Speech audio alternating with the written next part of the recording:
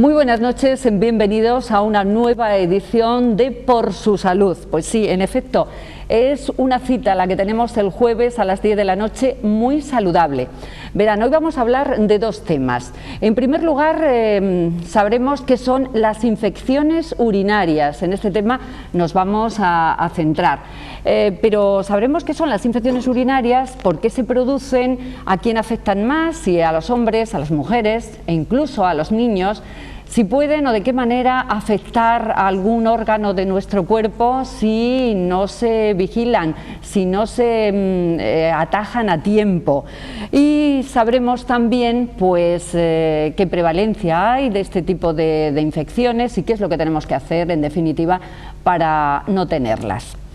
Yo les decía que este era el tema inicial, pero no es así, porque el tema inicial nos va a llevar a hablar con la Asociación Española de la Lucha contra el Cáncer, ubicada aquí en Córdoba.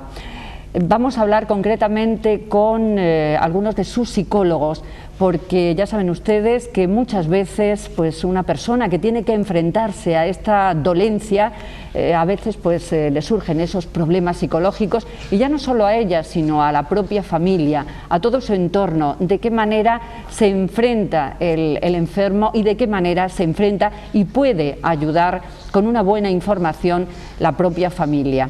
Así que inmediatamente que hagamos esa pausa de rigor, comenzamos. También queremos decirles que vayan anotando el teléfono al cual pueden llamar si desean hacer alguna pregunta a alguno de nuestros invitados. Saben que es el 940111 y que después se lo recordaremos.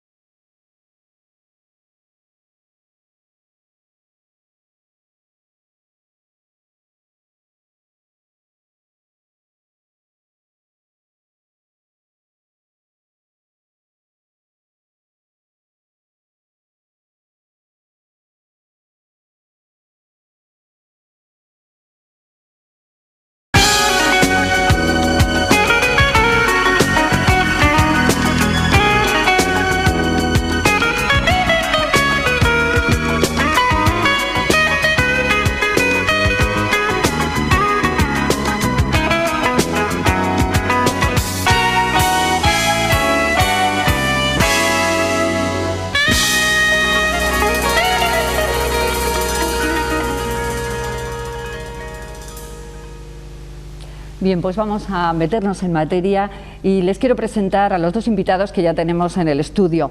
Se llaman María José Fernández y Rafael García. Ambos son psicólogos de la Asociación Española contra el Cáncer aquí en Córdoba. Muy buenas noches, bienvenidos. Buenas noches. Bueno, en primer lugar, lo que me gustaría es que nos pusierais en antecedentes de qué es la asociación, qué es lo que hacéis, cuál es su objetivo y cómo se trabaja. Cualquiera de los dos, me da lo mismo si queréis los dos también para abundar y profundizar en la respuesta. Bueno, la Asociación Española contra el Cáncer es una ONG sin ánimo de lucro y se encarga principalmente de la atención integral, ¿no?, del enfermo oncológico y la familia, ¿no? El objetivo fundamental es mejorar la calidad de vida del enfermo oncológico y de sus familiares, como englobe principal, ¿no?, de la asociación. ¿Y de qué manera se puede mejorar la calidad de vida del enfermo de cáncer? Pues mira, nosotros abarcamos distintas facetas de la vida del paciente, ¿no? Pues abarcamos el campo médico, el campo psicológico, el campo social y en definitiva intentamos mejorar cada una de estas facetas, ¿no? Pues a nivel médico, pues con las distintas unidades de cuidados paliativos, con la unidad de mama, ¿no?, el diagnóstico precoz del cáncer de mama. A nivel psicológico, con la atención psicológica por ambas partes, ¿no?, tanto de Rafa como por parte mía. A nivel social tenemos una trabajadora social y también una parte fundamental es el voluntariado, ¿no?, que son voluntarios que reciben un primer contacto con el paciente en el hospital o en administración y también lo que pretenden es eso, ¿no?, que se desahoguen emocionalmente en un principio para después derivar al profesional encargado. Rafael, ¿cómo puede reaccionar o cómo reacciona un enfermo oncológico cuando le dice su médico que tiene cáncer? ¿Cómo se enfrenta a la enfermedad? Bueno, primero saber un poco diferenciar que cada persona tiene una forma de responder de forma diferente, ¿no? Pero en líneas generales, evidentemente, el diagnóstico de cáncer supone un golpe, ¿no? Un impacto emocional, sobre todo porque alrededor del cáncer hay una serie, digamos, de connotaciones, de ideas que van asociados a una enfermedad, digamos, dolorosa y una enfermedad que está muy asociada a la muerte, ¿no? Entonces normalmente resulta bastante impactante, ¿no? De difícil elaboración. De hecho, una de las primeras reacciones más habituales que puede encontrar cualquier persona cuando se le diagnostica es la mera negación, ¿no? El negarlo, el no verlo, dado que resulta bastante difícil. Es decir, esconder un poco, por así decirlo, la cabeza y decir, no quiero hacerle frente a este problema, ¿no? No quiero hacerle o no quiero frente, decirlo. simplemente no reconocerlo. No reconocerlo. Tenerlo delante es como si lo tienes delante, pero resulta tan doloroso, tan difícil de aceptar que no se Claro, es una manera de no aceptarlo, no quiero aceptarlo, ¿no? Esa es una de las reacciones, ¿no? Esa es, digamos, la primera reacción, cuando una persona... Una posibilidad. Otras posibilidades pueden ser simplemente venirse abajo, ¿no? Entender que no se va a ser capaz de afrontar. Otra posibilidad perfectamente válida y que en muchos casos ocurre, afortunadamente, es la de aceptar que es una enfermedad quizás como cualquier otra y que hay que enfrentarse, ¿no? Y buscar todos los recursos y buscar, digamos, esa solución. Y en ese sentido un poco nosotros lo que pretendemos de la asociación es ofrecer recursos, ¿no? Ofrecer recursos. De esas tres posibilidades que me has dado, ¿cuál es la más frecuente, la que se produce con más frecuencia cuando a uno le dan ese diagnóstico? Terrible, no sé si estadísticamente podría decirlo, pero... Bueno, lo que palpáis el día a día en la asociación. En mi caso, podemos, digamos, diferenciar la labor que María José hace y la labor que yo hago, ¿no? María José trabaja con enfermos que están en una primera fase de la enfermedad, en cambio yo trabajo con enfermos que están, digamos, en una fase más avanzada, incluso podríamos decir en una fase final, ¿no? Entonces, Y me imagino que psicológicamente serán dos atenciones distintas, ¿no? Exactamente. Pues le podríamos preguntar a María José, ese primer momento, normalmente cómo reacciona el paciente, incluso los familiares, porque claro, esto no es un problema para una persona, sino para todo el entorno que vive con ella. Efectivamente, el impacto emocional es enorme, ¿no? Es un shock, por así decirlo. La familia reacciona prácticamente igual que el enfermo y sobre todo respecto a lo que comentaba, la primera reacción, la que yo noto al principio es el venirte abajo, ¿no? El porque a mí, la primera pregunta que prácticamente se hace en todos los pacientes, ¿por qué me ha tocado a mí? Pero después, como comenta Rafa, otro de los momentos es la aceptación de la enfermedad, ¿no? O lo que intentamos desde el punto de vista psicológico es que vayan aceptando progresivamente la enfermedad. Pero esa aceptación de la enfermedad no es cruzarse de brazos y decir, bueno, me voy a quedar en un rincón llorando porque esto ya no tiene solución, no. ¿De qué manera se puede aceptar o se debe desde el punto de vista de esa ayuda psicológica que vosotros prestáis en la asociación? Poniendo en marcha todos los recursos que tenemos, ¿no? A nivel económico, a nivel social, a nivel familiar, hay que poner en marcha los recursos y como decía Rafa, no negar la realidad porque eso implicaría además otras consecuencias negativas, por ejemplo, la no afrontación de tratamiento, cosa que si crees que no tienes nada, evidentemente probablemente no te pongas en manos de, sigues con las revisiones, no te ponen los tratamientos. Entonces, importante, el afrontamiento es el espíritu de lucha, es decir, que me tengo que poner un tratamiento, pues me pongo este tratamiento, que preciso ayuda, pues pido la ayuda que necesito, ¿no? A veces hay unas limitaciones físicas y queremos creer que estamos igual que antes, ¿no? Y a veces estamos igual que antes, pero otras no, y necesitamos esa ayuda, ¿no? Claro, porque además en este tipo de enfermedades oncológicas uno tiene miedo, por así decirlo, a enfrentarse con la realidad de la enfermedad, pero también a enfrentarse con el tratamiento, que se supone que, bueno, pues puede paliar o puede llegar hasta curar, ¿no? Pero ese tratamiento también es difícil de enfocar, ¿no? De aceptar, porque son tratamientos largos, son tratamientos duros, a veces demasiado... Hay distintos tipos de tratamientos, ¿no? Pero generalmente tiene unas consecuencias bastante duras, ¿no? Y tanto a nivel físico como estético, a nivel biológico, ¿no? Por así decirlo, porque aparecen con efectos secundarios, por ejemplo, el ejemplo de la quimioterapia, ¿no? Que es quizá el que más connotaciones negativas tenga, pues pueden aparecer vómitos, pueden aparecer diarrea, pueden aparecer distintos efectos. Y aparte, pues la alopecia a nivel físico, estético, el tema de la alopecia o cualquier malformación física o pues por el hecho de una mastectomía, por ejemplo, que a nivel físico también tiene unas consecuencias de autoimagen, y son efectos secundarios que tienen un doble impacto en el paciente, aparte del diagnóstico, además las consecuencias físicas de todos los tratamientos, ¿no? María José, y tú que estás en el primer estadio, digamos, de esa ayuda psicológica que se presta cuando se está en la primera fase de la enfermedad, y que, bueno, pues ojalá que sea, digamos, para ese paciente la única, ¿no? Que no se tenga que pasar a la fase esa, digamos, terminal, ¿no? Quiero decir, la gente, las personas que la padecen, el problema que les crea, aparte del físico, el físico, es también el problema de la estética. Dices, bueno, es que con los tratamientos se te puede caer el pelo. ¿Cómo se lleva eso? Porque a lo mejor luego resulta hasta una frivolidad, y los que estamos a lo mejor fuera decimos, eso tampoco es para tanto, ¿no? Exactamente. Pues sobre todo el tema de la alopecia es quizás el efecto secundario que más impacto genera en el paciente, ¿no? Sobre todo en las mujeres, ¿no? Principalmente, porque es quizás reconocer que hay una enfermedad oncológica, que está en un tratamiento, y todo lo que, como me decía Rafa, las connotaciones negativas que conlleva la palabra cáncer a nivel social. Y todo esto conlleva pues que principalmente el aislamiento social, es decir, que no quieren salir a la calle, el tener una autoimagen deteriorada de sí mismo, una pérdida de autoestima, porque lógicamente tú te identificas con tu imagen, y el valor que tú le das a la imagen también hace que te valores a ti misma, ¿no? Y aunque parezca una tontería, porque todo el mundo dice, pero si luego crece, que no pasa nada, que esto es un tiempo. Y además es que es así, o sea, que la experiencia es lógicamente así, ¿no?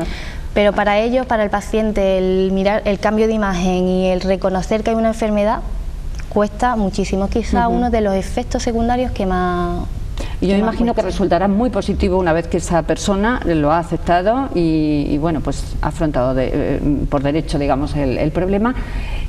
Yo creo que resulta muchísimo más positivo que el retraerse y el decir, bueno...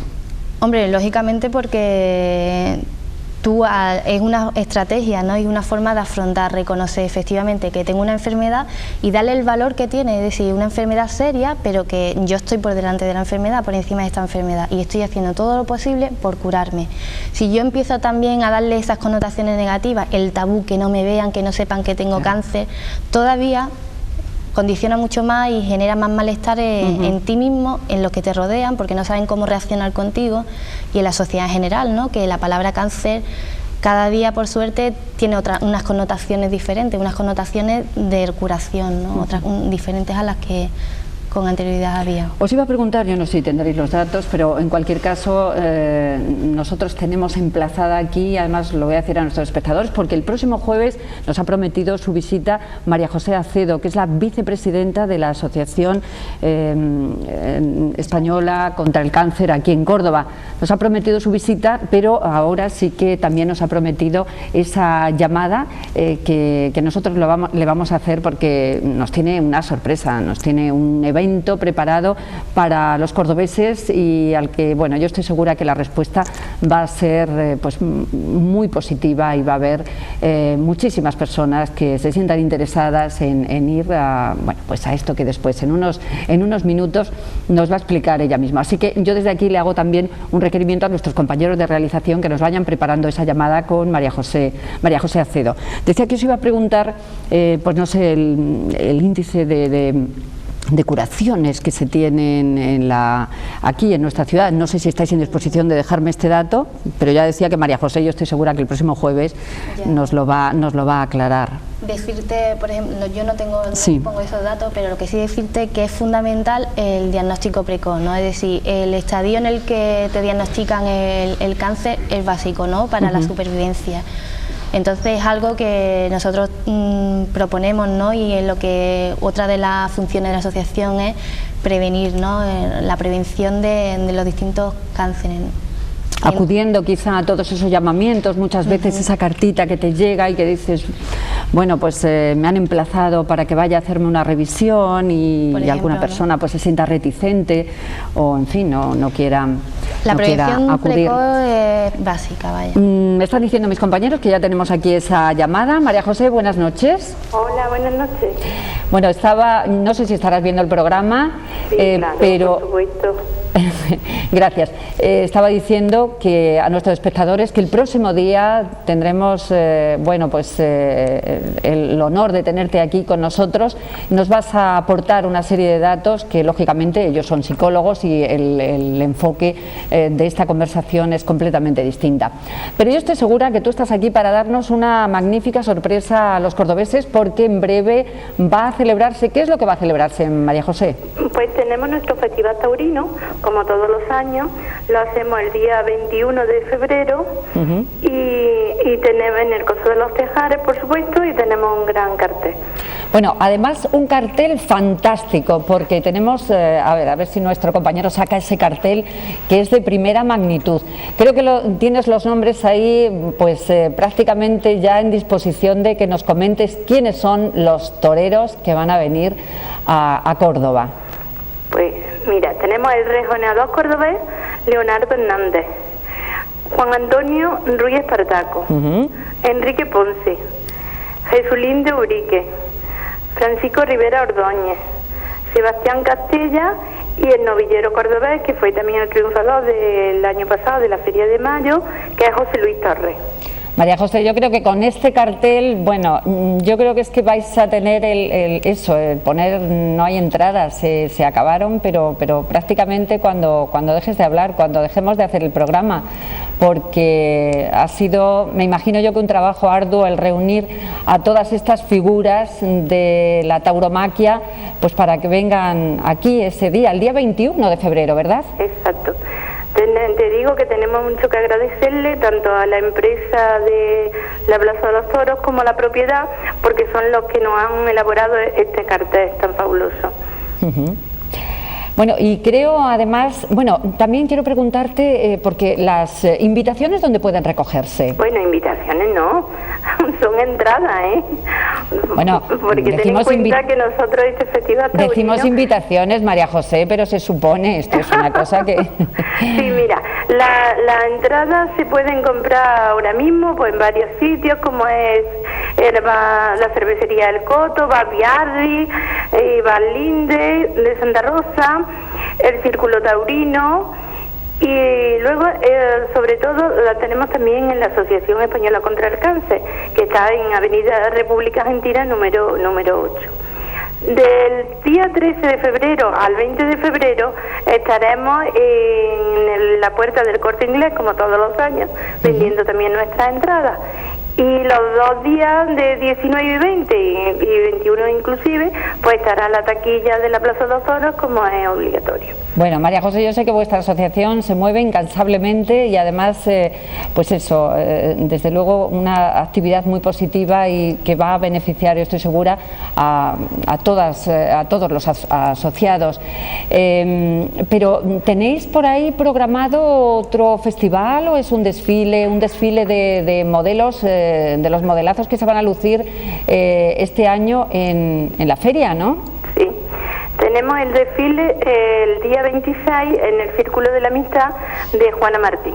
Es un modelo de trajes de gitana, ¿no? Sí, de trajes de Faralaes. 60 modelos lo que sacará, 60 modelos exclusivos que lo hará para este desfile o sea, quien quiera ver a Juana Martín en desfilar en Córdoba tendrá que ser en este desfile, porque no hará otro desfile, no porque ella no quiera, pobre, sino porque es que no puede. Entonces se comprometió desde el año pasado con nosotros y lo hará el día 26 en el Círculo de la Amistad. Pues con exclusividad veremos ese desfile de Juana Martín en pro y beneficio de la Asociación Española contra el Cáncer. Bueno, pues María José, no te entretenemos más, muchísimas gracias y ya sabes, Gracias a ti por todo. El jueves estás aquí con nosotros para hablarnos de tantas y tantas cosas como nos puedes hablar. Sí, Gracias, María José. Vale, hasta el próximo jueves. Adiós. Bueno, pues Rafael García, psicólogo de esa segunda fase que muchas veces dice, bueno, está en fase terminal. ¿De qué manera se puede ayudar sobre todo a la familia? Porque estás en contacto con la familia, ¿no? Sí. Mi trabajo de alguna manera forma parte de un equipo, ¿no? Un equipo formado por personal médico y de enfermería, y nuestro objetivo es pues buscar, ¿no? Conseguir la mayor calidad de vida posible para el enfermo y también para el familiar, ¿no? Y la pregunta, si me la hace respecto al familiar, pues de alguna manera es intentar, ¿no? Ayudar a sobrellevar esa situación, ¿no? En la que de alguna manera el familiar se está enfrentando a esa etapa de su vida, y también un poco ayudar a ese familiar a prepararse, ¿no? En un momento dado para esa despedida, por decirlo así. Entonces, a veces quizás son más fuertes los propios enfermos que el familiar, ¿no? Existen casos y bastante frecuentes en los que te lleva una gran sorpresa, porque es cierto que se puede encontrar el caso de un enfermo, ¿no? Que es el que da ánimo, ¿no? Y el que da apoyo al familiar, porque evidentemente para el familiar también resulta un mal trago, ¿no? Es muy difícil, ¿no? Es duro, ¿no? Y sí es verdad que depende de ese enfermo que tiene fortaleza, que ha asumido su situación, que ha asumido de alguna manera un poco su destino, por decirlo así, más incluso que el familiar, y sirve a veces de soporte, pero evidentemente en la mayoría de los casos quizás sea el familiar el que sirva de entorno, ¿no? Que facilite pues el mejor clima posible para el enfermo, clima afectivo, social, de cuidado, ¿no? En general, que de alguna manera le hagan pues esa etapa lo más llevadera posible, ¿no? Rafael, es un trabajo que se requiere una máxima sensibilidad y desde luego muchísima implicación. Yo imagino que tú tendrás infinidad de anécdotas, ¿no? ¿Recuerdas alguna? Sí, la verdad que dadas las características de la situación en la que uno se enfrenta diariamente, pues sí, hay muchas anécdotas o muchas situaciones, ¿no? Situaciones. No sé, ahora mismo no me viene ninguna, pero sí resalto, ¿no? Como que una de las cosas más importantes de este trabajo es que te ayuda, ¿no? Ayuda un poco a aprender un poco a aceptar la existencia de la muerte, ¿no? Y también de alguna manera a aprender a vivir, ¿no? Eso, por decirlo así, sería un poco la anécdota, aunque yo creo que no es anécdota, es bastante importante, más destacable, ¿no?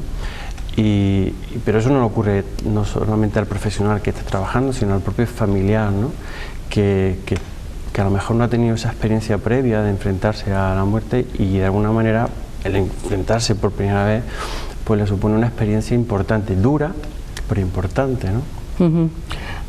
Para que veamos que todo en esta vida se puede poner en positivo y bueno, pues de todo hay que sacar máxima enseñanza y volverlo todo pues a mirar la vida de otra manera, de una manera agradable, a veces trágica, pero siempre pues con ese pozo de serenidad, ¿no?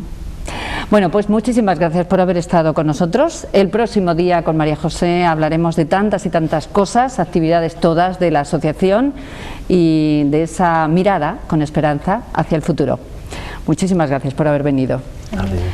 Bien, nosotros vamos a hacer una pequeña pausa y enseguida volvemos. Vamos a abordar otro tema, ya lo saben, siempre por su salud.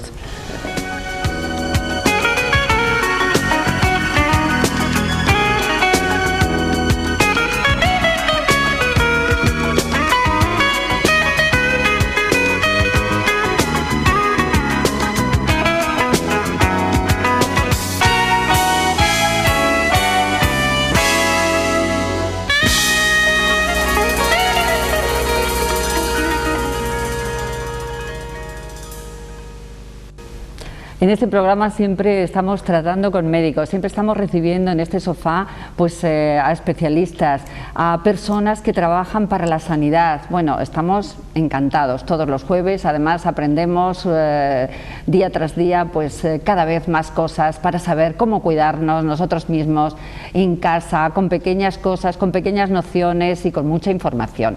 Bueno, desde aquí les quiero decir que si desean hacernos alguna pregunta, que se animen, porque después me lo preguntan por la calle, a veces hasta en el supermercado. Yo quisiera preguntar, que bueno, pues pregúntelo, simplemente tiene que llamar, que coger el teléfono, eso lo primero, y que marcar el 940111, que es así de sencillo, con el 957, lógicamente. Y bueno, pues hacernos la pregunta que deseen, si quieren que tratemos algún tema, pues para los próximos programas, lo que quieran, pero lo que nosotros queremos es que contacten con nosotros, que sepamos que están ustedes ahí detrás de la cámara, que después ya les digo, me lo dicen por la calle. Bueno, les decía que estábamos entre médicos, entre especialistas, sobre todo entre personas estupendas que están siempre, pues eso, trabajando en esa profesión que han elegido con tanto agrado y que están siempre al servicio de cualquier persona que pueda tener alguna dolencia, que pueda ponerse mal, que quiera recuperar su salud. Todo ello se lo digo porque vamos a ponerles ahora unas imágenes de una compañía que siempre ha estado presente desde hace pues infinidad de años en nuestras vidas, como es Asisa. Ya lo estamos viendo. Ya saben ustedes, se lo comentábamos hace muy poquito hablando con el director médico de Asisa, aquí en nuestro programa, que tuvimos ocasión de tenerle con nosotros, pues van a abrir estas nuevas instalaciones, se abren para todos los cordobeses. Asisa funciona desde hace muchísimo tiempo en nuestra ciudad y en todo el territorio nacional, pero ahora va a ampliar esas instalaciones, va a dar muchísimas más facilidades a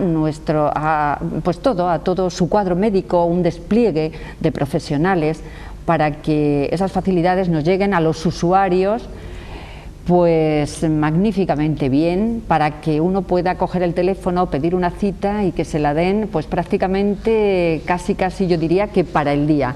En muchísimas ocasiones esa cita efectivamente será para el día y bueno, pues en otras ocasiones tendremos que esperar muy poquito. Pero la verdad es que es importante saber que uno cuenta con un buen cuadro médico de especialistas que van a estar velando por su salud y que en un momento determinado ustedes pueden llamar, hacerles una consulta, pedir hora, pedir cita y bueno, pues esa preocupación sanitaria que ustedes tienen, disiparla de inmediato en cuanto ustedes visiten cualquiera de las consultas de Asisa. Ya saben, esas nuevas instalaciones que están pues muy cerquita, están muy céntricas, están en los terrenos de Renfe, detrás de los terrenos de Renfe. Y bueno, pues que nosotros en sucesivos programas iremos ampliando esa información. Unas instalaciones modernas, ya nos lo decía su director médico, que habían incluido muchísimas más cosas, muchas más consultas, de las que ya les digo que desde muchos años están funcionando en nuestra ciudad. Estamos viendo esas imágenes que unos compañeros nuestros han grabado hace poco, muy poquito, y como ven, pues eso, atención a los pacientes y bueno, pues con toda la tranquilidad y la seguridad de estar en muy buenas manos. Asisa. Así que les damos las gracias también a ellos porque siguen velando por nuestra salud. Y ahora quiero presentarles a nuestro segundo invitado. Él es analista clínico y pertenece precisamente al cuadro médico de Asisa. Es don Ángel Herreros. Muy buenas noches, Ángel. Bienvenido. Muchas gracias. Bueno, hoy vamos a hablar de las infecciones urinarias, ¿no? Vaya. Sí. Pues, ¿qué son las infecciones urinarias? Bueno, la infección urinaria se trata de una entidad microbiológica que afecta al tracto urinario. Y dentro de estas patologías, que es ampliamente extendida, podemos diferenciar dos casos, la cistitis y la pielonefritis. Hemos escuchado en ocasiones hablar de ello. Pues, bueno, ambos, pielonefritis, ¿no? Efectivamente. Nosotros es que, Ángel, vamos anotando esos términos que a lo mejor pues los... Suenan un poquito raros, pero los vamos anotando no porque esto es educación sanitaria, ¿eh? Sí. Muy bien. Pues en principio ambos términos se refieren a infección urinaria y y aunque a nivel de diagnóstico no se diferencian dentro del ámbito del laboratorio, dentro de las pruebas que se realizan para saber si hay infección urinaria o no, sí se diferencian tanto en su localización a nivel fisiológico como con sus síntomas a nivel médico. La cistitis va a ser una colonización de esos gérmenes, estamos hablando y vamos a hablar mucho de gérmenes y bacterias. Es una colonización de la vejiga, del habitáculo vesical, y la pielonefritis en las mujeres, ¿no? O sea, la cistitis en las mujeres. Efectivamente. Solamente se puede dar en las mujeres. Bueno, se puede dar en ambos sexos, pero siempre va a ser más frecuente en mujer el acantonamiento y en la colonización de la vejiga en mujer. Porque en el varón, como veremos un poquito más adelante el porqué, digo, suele ser en próstata. Y la pielonefritis se produce cuando realmente, estos gérmenes anidan, crecen en zonas un poquito más superiores del tracto urinario, cuando son las vías altas de este tracto urinario, o afectando al riñón. Y médicamente digo que no es el campo del laboratorio, pero sí se puede diferenciar, o el médico va a poder diferenciar en función de los síntomas que mucha gente conoce, estas dos patologías. Cuando se comporta esta entidad con un dolor miccional y una poliuria, que es emisión de orina. Poliuria quiere decir que se orina muchas veces, con mucha frecuencia. Con poca cantidad, pero muchas veces, acompañado de dolor, y cuando solamente son estos los síntomas suele corresponder a una cistitis, es una colonización bacteriana de las vías bajas. Y cuando corresponde a estos mismos síntomas acompañados de dolor lumbar, fiebre, escalofrío, postración o dolor general, suele ser ya asociada u originada todos esos síntomas de un nivel superior. Ya. ¿Y por qué se puede producir una infección urinaria? Y además, ¿qué gérmenes son las que la producen? Claro, una infección urinaria se produce siempre que todos estos gérmenes que hay en el medio externo superan las barreras de defensa del organismo. Entonces hay una gran cantidad de gérmenes, incluso de los cuales somos nosotros portadores. Hay que tener en cuenta que el 80% del peso de las heces secas son gérmenes, con lo cual estamos en una mala situación estratégica para defendernos de ellos, porque simplemente por cuestión de cercanía, cuando no hay una higiene o un tipo de limpieza adecuado, se puede muy fácilmente, estos gérmenes que tienen cierta movilidad en el espacio, pueden ponerse en contacto con el medio urinario, y un medio líquido suele ser un lugar idóneo para que sobrecrezcan estos gérmenes. Se me ocurre pensar que por esta misma razón las personas que padecen de estreñimiento pueden ser más proclives a padecer esto, ¿no? Puede ser, esa es una de las razones, puede ser, no tiene por qué, pero bueno, todo el organismo va a comportar. Lo digo por la retención de heces, ya hablábamos de la proximidad. Claro, pero también sobre todo porque esas barreras quizás puedan estar un poquito debilitadas, un poquito dañadas, siempre que no haya un tránsito normal, adecuado, y sí, todo tiene que ver. Y dentro de esos gérmenes, si hay alguna las entidades que se desarrollan microbianas vienen normalmente de la misma acompañada su origen más o menos en proporción con la composición de nuestra propia flora. El 80% de las infecciones urinarias van a ser protagonizadas por un germen que se llama Escherichia coli, que es el germen mayoritario precisamente de nuestra flora intestinal.